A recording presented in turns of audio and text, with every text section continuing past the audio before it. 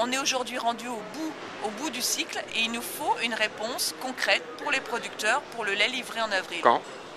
Nous avons aussi mis une échéance nationale d'action ce vendredi.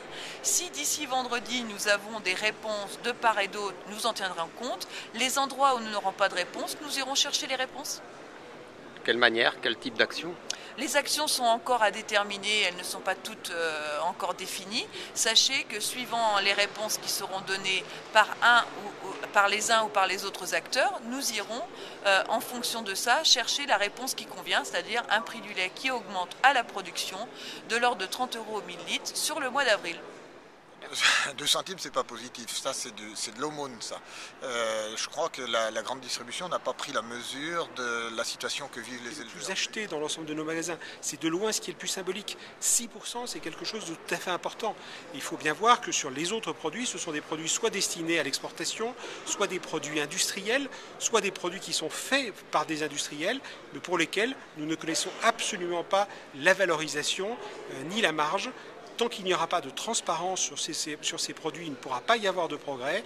C'est aux industriels de faire à leur tour un effort du même type que celui que nous avons décidé de faire aujourd'hui de manière immédiate. Les industriels aussi ont un effort à faire, parce que là on parle distribution, mais dans la filière, il y a aussi les industriels. Bien sûr, il y a les industriels dans le sens où ce sont eux déjà qui nous payent notre lait, donc nous avons affaire, nous, en direct avec eux.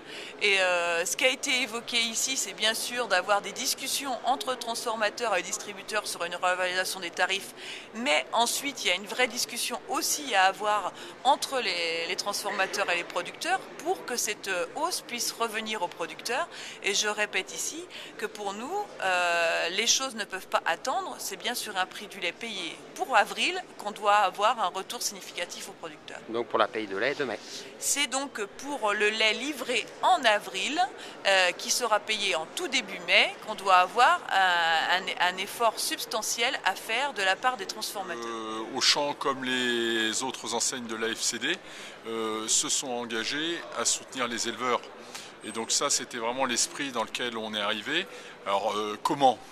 C'est en proposant très concrètement 2 centimes de hausse sur le lait de consommation, sur l'ensemble des laits de consommation, ce qui est une hausse de plus de 5%, qui vient se cumuler aux hausses qu'on a acceptées dans le cadre des négociations annuelles et qui viennent de se clôturer fin février. Et là, pour Auchan, si on entérine ce dispositif de 2 centimes, ça ferait globalement une hausse entre 8 et 12% sur l'ensemble des laits, du premier prix à la marque distributeur jusqu'à la marque nationale. Donc 8 à 12%, c'est vraiment un bel effort. Donc ce que j'espère, c'est qu'on va pouvoir contractualiser ce coup de main sur 3 mois dès les prochaines heures, dans les prochains jours au plus tard, parce qu'il y a une vraie situation d'urgence pour les éleveurs.